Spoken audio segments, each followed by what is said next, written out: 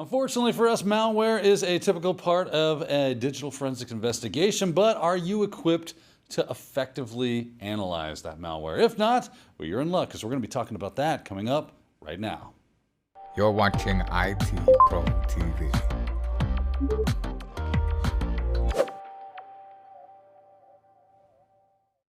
Welcome back to the ECIH series here at IT Pro TV. It's going to be a fun day in the hopper because we're going to do some malware analysis. And of course, Adam, as always, is going to lend his expertise into this topic for us so we might learn from him. Adam, when it comes to malware analysis, there's a lot of bits and pieces that we need to understand about malware so that we can effectively work with it if we do find it inside of a forensics incident that we're investigating. Right. So where do we begin? I've found malware, it's there, or maybe I think it's malware. I guess that would be one of the first things to do is not necessarily sure. Right? Yeah. We got to kind of narrow down that I'm thinking it may be, but I'm not quite sure kind of thought, right? So we want to go from suspicion to confirmation if possible, if you want to think about it that way. And so really one of the first things we're going to do is say, hey, we have some suspicious files, things that Daniel was indicating may potentially be malware. How do we know for sure, within reason, of course, and assuming we are pretty confirmed that we think it is malware, what are we going to do, and what are some of the steps we could take to deal with it? So let's talk about how we narrow down our suspicions and get to confirmation. First, join me here. One of the interesting things, it's become a thing of interest, if I could say it that way, over the last, I don't know, I'm guessing, Daniel, maybe 5, 6, 7 years or so in the cloud. I mean, VirusTotal's been around for a while. There's Ollie DB, right? There's not Ollie DB, the other big virus site. It's like Ollie. Ollie DB is the tool, but there's another one. There's a bunch of them anyway. Most of the main AV vendors support this cloud-based thought process where you could submit and actually find virus and malware samples and put them up in the web. They will analyze them for you. I'm going to show you how easy it is to do that right from here. But the nice thing about it is you don't have to take on the liability of examining the file, either statically, decompiling it, opening it up, potentially digging around, rooting around inside the code to look for evidence of malware activity. One of the ways we can analyze malware, statically, what we call SAST, Static Application Security Testing. We also can do this dynamically, what we would call DAST, Dynamic Application Security Testing. We actually fire up this malware inside a sandbox, or maybe in what we would call a padded cell, essentially a totally isolated environment where nothing can get out. Typically, we do this in virtual machines. And when we do that, we want to see that the malware does do certain things. We want to watch it infect. We want to see what it tries to do. What ports does it open? What files does it try to take over? What kind of system processes does it spawn? We can do all those things ourselves locally, but there's danger in that, right? And we want to be aware of that. The nice thing about cloud solutions like VirusTotal and any of the major AV vendors that provide this service is we go to a website, it's totally secured, we upload a virus sample. I'm going to show you how easy it is in just a minute with 2 clicks of the mouse or 3 clicks to do this. And then, as a result of that, they do all the work in their sandbox, they being whoever's behind the website, and they get a copy of what they're finding, what you're finding in the wild, so that if the AV vendor has not seen this malware before, they're getting the benefit of that because they provide the service to you for free. So it helps them to get better at protecting all of us, which is a good thing. And then their experts can really do a job on examining that malware sample if it looks to be suspicious, but they report back to you and tell you what is either already known about that file or that they're going to investigate and follow up. So we like the fact we can do this really with no potential liability to us directly, giving the liability to a third party. Let's start there. We'll just zoom in and see that on the VirusTotal website, it's a very simple interface. I'm on the File tab. I could go choose a file, upload it from my local machine. I have a URL capability. I could tell it where to go if there's a sample on the web, or I can search and just pull in information. I'm going to do Choose File here. I'm going to just get a browse window. It's very straightforward. I've got a couple of executables on my desktop in my Windows 10 VM that I'm going to simply just grab one of those. I'll use the CA_setup executable. That's the Cain and Abel setup program, which typically is identified as being like malware, although it's not malware, but it is a security program that potentially sets off a lot of red flags. So we'll get some indications potentially from VirusTotal that this may be an issue. So we'll grab that and just Go ahead, put that up, checks the hash, and boom, within several seconds, as you can see, it comes back and tells us that there are 28 engines that are being indexed behind the scenes that are detecting this file, potentially have bad things to say about it. And it shows you who they are, right? So there's a variety of ones. Alibaba, right? Biggest search engine over in Asia. Avira, Cynet, Elastic, the list goes on, right? You could see that a lot of them are finding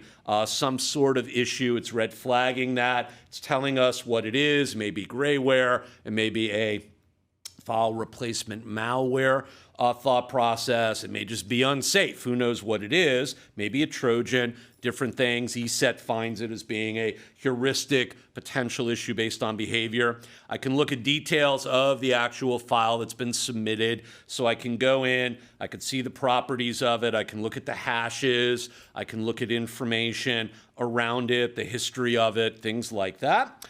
I can go in, can look at behavior. It shows me, which we like a lot here. Let me just bring this down. It shows me the file system actions, so it shows me what DLLs are being modified or opened or accessed. It shows me registry actions, what keys are being accessed and modified as a result of using this. This is very valuable information when we're doing analysis because, again, if I go through and I take a look here and I say hypothetically that, this is going into, let's say we didn't just see registry, machine, software, or system, current control set, Microsoft, whatever. Let's say we saw something like SAM, right? The registry key where the passwords are stored in Windows. That would be a little bit suspicious if it wasn't something that had to do with updating and creating a new user and a password. And even then, that would still probably be suspicious. And so we'd want to take note of this. This is really valuable information. What modules are being loaded here? So what runtime modules is this piece of software potentially calling? Again, if I find some unusual DLLs in there, that might be red flags, as Daniel reminds us of constantly, that we'd want to investigate and take a look at. So we like the fact that we're getting all this here. We also like the fact off to the right, again, this varies by vendor, so it's obviously going to be a little bit different with every vendor. I get a full report. I can essentially just print all this out and download it so I have it for reference. And if there's anything that may have come from the community of groups that are, assessing this and saying, oh, I tried this and it's horrible, or I tried this and it's fine, it's not malware, we may see some commentary, right? Almost think of that as like a wiki, right, where people are just writing stuff, right? So for me, the detection, the details, really the behavior in particular, as I showed you, is most valuable because I'm really going to get a nice breakdown. But again, I'm not owning the liability of having to run this thing and figure this out. I'm getting it from some sort of professional who's going to be able to tell me, in this case, the group behind VirusTotal, that yeah, this looks like potentially suspicious behavior, and we want to be aware of it. One of my favorite things about VirusTotal is they give you a free API key. So if you create a login and you're registered with them, you'll get an API key. And I wrote my own tool so that I can just be bouncing around because I spend a lot of time in the terminal. Where this file, let me check this file against VirusTotal. I wrote a tool that will upload the file, right, give me the results in a format that's easily digestible, kind of more like what we're seeing here on the screen. So the massive amounts of data they give you back in this large JSON format. But absolutely, very excellent tool. Use this all the time, and it's definitely something you want in the tool bag if you're going blue team, that's for sure. Now, again, so this is just a website, kind of free service. Daniel suggested we can create an account, get more capability. I like the ability to have a tool to do this on my own, but one-off things. It's very simple to do with the web. Remember, we're typically doing this on our forensic examination machine from our workshop. So we're not doing this off the incident machine that's been compromised, right? We may take a sample of that. We're hopefully take a sample of that malware. We've got it as part of our forensic data capture. We're going to then examine that sample separately. So, safe to do this from a third-party machine anonymously through the web with no chance of it potentially executing, but we always want to firewall off and sandbox that analysis machine for the following reasons. Let's say we want to actually analyze this thing ourselves, right? We want to statically go in and look at the code. There are many tools we can use. I'm going to show you one right now.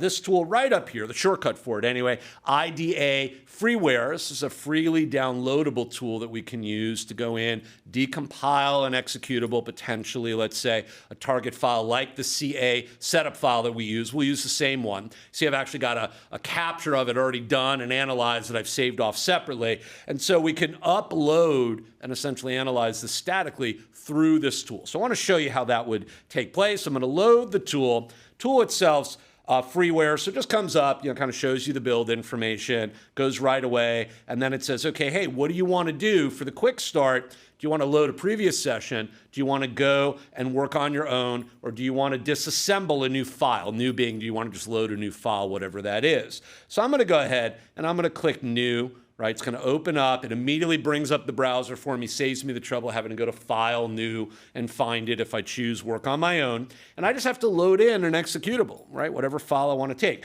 Now, I've already decompiled the CA setup file, the same one we just analyzed. I'll show you the outcome of that in a few minutes. But we could go in and we could look at any file, right? So let's say I want to use Process Explorer, one of the tools we looked at, Daniel and I, in one of our earlier episodes in the hands-on block around how to dynamically capture volatile data from Windows. We ran this tool as one of the tools. It's from the sysinternals toolset from Microsoft. Now they own sysinternals, and they've owned it for some time. They call it winternals now. And so we just took their executable and ran it. But let's say I think that executable may be suspect. I can go grab that file, no big deal. So let's go ahead, grab that 64-bit version or any of the ones that's there. We highlight it, we bring it in.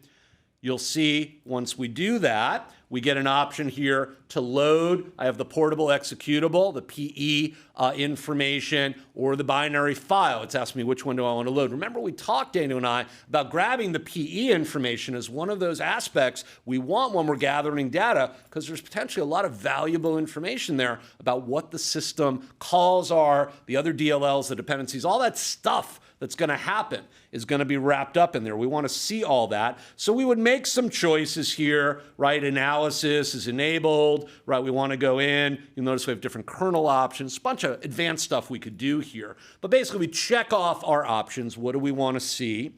And then once we've done that, we'll just do the PE information. Let's go grab that. It's bringing it in. We let it do its thing.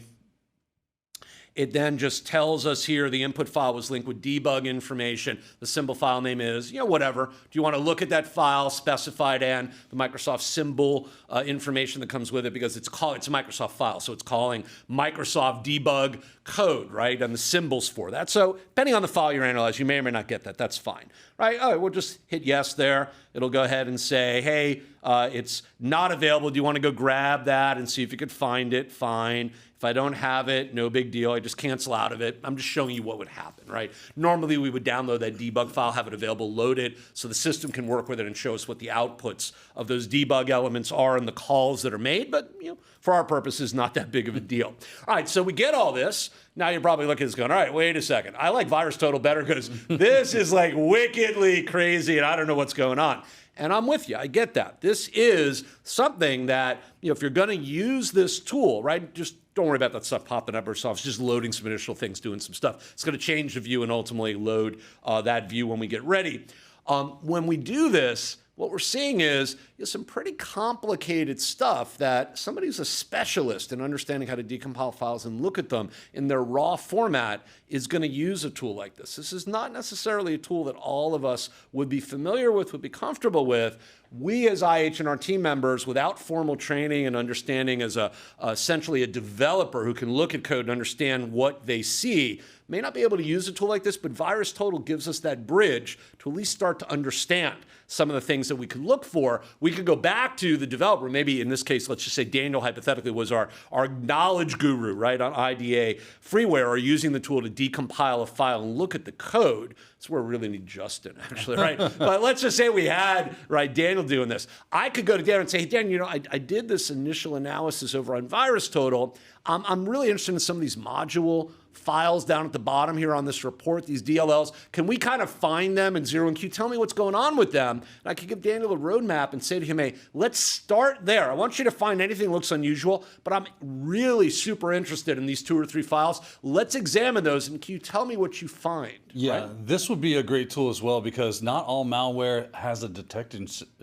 signatures, right? So maybe you're working with a 0-day, you throw it into IDA or maybe Ghidra, something like that, one of these decompilers that tries to recreate the code that built this thing that it's looking at, going, I think it's doing this, and it's giving its best guess to that based on how it functions and how it works and what it sees inside the code, so that you can look and go, okay, well, it's calling out here, it's making a network socket there, it's creating this file, it's looking for this information and it's packaging it here. Maybe it's got some encryption functionality that's going on. This is a good possibility. This might be some sort of malware. So if you are doing that malware analysis, and it's a 0-day kind of thing, or malware that's never been detected before, this could be your savior, because now you can deepen it. Of course, as Adam has said, you're going to need someone that understands assembly language and all the hex and the memory allocations that could be done, understands that code at that level. But if you've got this tool, you've got the file, it decompiles it, they should be able to walk through that, figure out what's going on with some relevant help from them, right? Yeah, they can give you, in other words, good outputs and indicators of what's there. Lots of coffee, typically some pizza, maybe an occasional Mountain Dew, but Yes, you'll probably get not going to be 10 minutes and they're done. Yeah, it takes a while. It does. It absolutely does. We're not going to delve into the nitty gritty. How do we roll up our sleeves and actually tear apart a piece of malware? Looking for the stuff Daniel suggested, way beyond the scope of what we need to know for this exam. But it is interesting to at least see the tool. And let's zoom in. Let's just at least take a look, since we're here, at some of the stuff that the tool does provide. We do get all of our function elements broken out here. We can see them individually, examining each one. If we call one by highlighting it, clicking on it, we can examine what's going on with it. We do, across the top here, have color coding that kind of tells us how to read the breakdown of the information map. We're not seeing much in the graph view right now, but as I highlight stuff, I would see down here a graph view, and I can blow this up and make this bigger. I have different tabs you'll notice over here. The IDA view. I have the hex view. That's the one Daniel was talking about that looks like the matrix, basically. I have structures, enums, various things that may or may not be available to us. And so if I go to the hex view, right, this is traditionally where we would spend some time. You've got a block that's highlighted. It is very helpful. You can see right there, it immediately tells you exactly what we want to know. Right? The winning lottery numbers for today are. I just see malware written across that screen. I also see the woman in red, in the red dress from the Matrix. She created the malware. Absolutely. She's a crafty one, she is. So you can see here, I can begin to tear apart individual blocks, right, of allocations in the file, looking for what clearly is not human readable context, but can be ultimately interpreted by somebody or run through another program to interpret it, unravel it, and see what's there. I may be able to, go in and find information just by doing a quick scan. You'll notice I can highlight a block, and I got all sorts of stuff here, right? I can go in, I can synchronize this, I can look at different data formats. I can even go in potentially and edit information if I need to, try to find out more about it. So there's a lot of strength and capability built into this kind of tool set. You'll notice I can change the data formats here, different byte integer formats can be used. It's currently in hex. I can look at unsigned or signed, so I can toggle this to see different aspects of the code. Typically, malware is, although certainly malware can have signatures associated with it, people do sign their code to make it look legitimate. A lot of malware is not going to have signed code associated with it, or if we check the signing, we find out it's just not really legitimate, it's not backed by a CA that's trustworthy, that kind of thing. So that would be helpful. Addresses with name, addresses with text. I can look for different indicators and warning signs of things that may be metadata that I can pull out and begin to understand. So there's a lot of strength in a tool like this, right? But we want to go in and we want to be able to begin to filter, or at least to look at stuff. I can look at structures. I can begin to see what's happening, again, from a different perspective here. And I can go in, I could see information, things like the GUID is there, the file class or the Windows class is there. I can look at processing information. Notice it says, press Control number pad plus to expand, meaning I can open up any one of these areas just by using the number pad plus and minus, right, to see what's going on. And you'll see, for instance, in here, as I open that up, I begin to see information that's much more detailed. It's beginning to look a little bit more human-like, a little bit more like I might be able to interpret some of this stuff, but this is raw code. I'd have to have a developer who really understands what's going on to tell me what these references are, what's happening here, what these actions are, what they mean, right? So it's not as simple as just saying, oh, I'll just go in there and I'll poke around and I'll look for some stuff and it'll make sense, right? But I can see all that. I may see any enumerations that take place. There's a token type that I want to potentially look at in there. May or may not be of interest to me, so I could see that. I can see if there are any, as you can see here, any imports that are happening. Is this thing calling and bringing in other stuff? And I can begin to delve through there and see what's going on there. Look at all the libraries. Again, this is all Windows-specific code because this is a Microsoft product, so it's calling a lot of the Microsoft libraries, the advapi32, which is pretty common, or it's going to call that. There's a couple of others there. Advapi is the one you will normally see the most for the Microsoft stuff, but I can look at those and say, oh, that's odd. I'm calling all these normal Microsoft ones, and I got this thing, maybe that one at the top there, the ACL UI. Maybe that's unusual. Maybe that's not one that's declared or I'm even aware of. I do a quick search to see if that library exists. Oh, that doesn't exist. That's odd. That's a red flag, right? That's probably something that someone else has created that I'm not aware of and that I don't really know much about. And so I may want to go, grab that, copy it. I may want to then put it somewhere so I can do some more analysis with it. So the tool has all these capabilities to break down this information and really show me any and everything that's happening. So this is how we would use a tool like this, right? To really start to decompile, to look at information in different ways. And I can highlight, any one of these elements, right? And although you can't really see it, there's a couple of controls. You're really just modifying this little code block to show me what's going on with the code coloring and stuff like that. But this block is linked to what I select on the left side there as a navigation element, so I can see it, and it gives me some more information about what's happening. But this is actually a pretty neat tool. I mean, there's a lot more we could do with this tool. This tool is incredibly, incredibly versatile. I have full debugger functionality here. If you take a look, so I can actually run the code or an element of the code and do dynamic analysis as well as static. So I can actually run this in either SAST or DAS mode as we were talking about. I could start a process, attach to it, see information coming in real time and look at dynamic execution. So full debugging capabilities exist here along with tracing to see what the code is doing.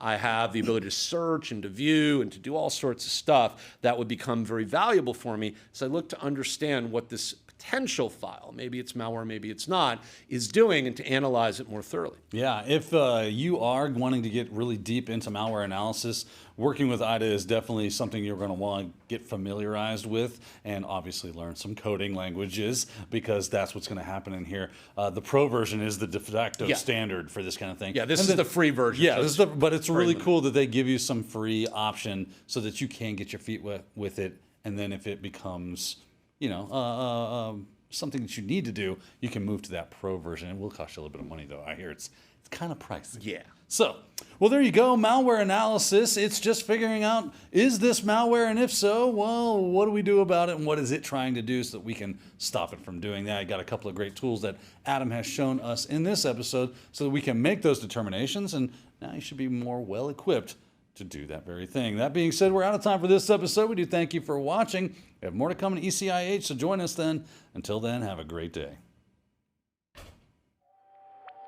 Thank you for watching IT Pro TV.